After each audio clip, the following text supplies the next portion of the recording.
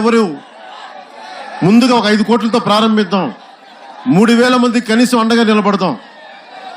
భవిష్యత్తులో జనసేన కనుక ప్రభుత్వం స్థాపించగలిగే శక్తి సత్తా మీరు కానీ ఇవ్వగలిగితే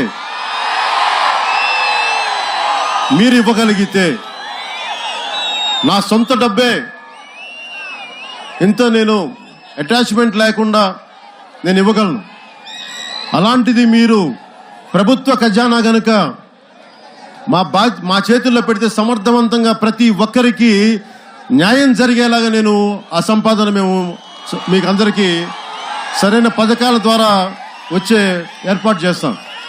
ముఖ్యంగా రైతుకి అన్నం పెట్టే రైతుని సరిగ్గా చూసుకోలేని పక్షంలో రైతు కన్నీరు పెడితే ఆ నేల సుభిక్షంగా ఉండదు.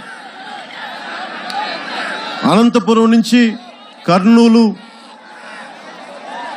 ఏ జిల్లాలకి మేము చేసినా ఈ రోజుకి పశ్చిమ గోదావరి కానీ ఏ జిల్లాల్లో కూడా రైతు సుభిక్షంగా లేడు.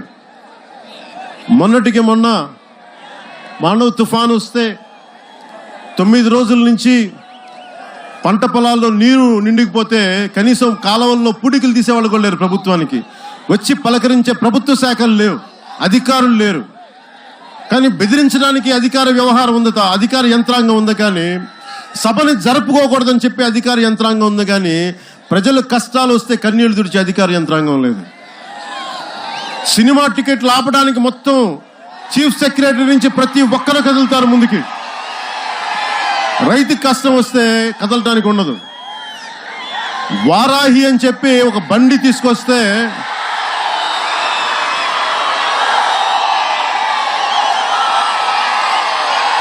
అదొక బస్సో లారీయో తిరగడానికి ఒక వాహనం, దానికి వారాహి అని పేరు పెట్టుకున్నాం, అమ్మవారి పేరు పెట్టుకున్నాం.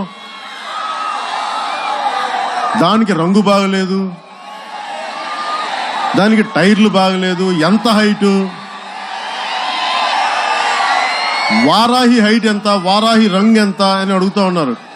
అసలు మీరు చేసే దోపిడీ ఎంత? వైసీపీ నాయకులు మీరు చేసే దోపిడీ ఎంత?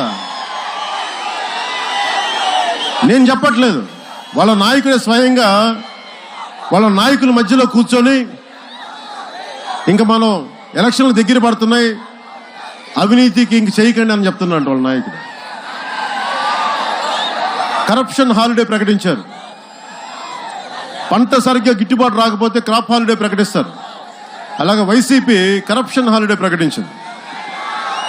నేను ఏదైనా మాట్లాడితే నేను పుట్టిన కులం నుంచి ఆ ఉన్న వ్యక్తులందరూ తిట్టిస్తూ ఉంటారు. నేను ఏదైనా మాట్లాడితే కాపు నాయకులు అందరూ వచ్చి మాట్లాడేస్తూ ఉంటారు. నాకు స్ఫూర్తిదాయకం గుర్రం జాషువా గారు.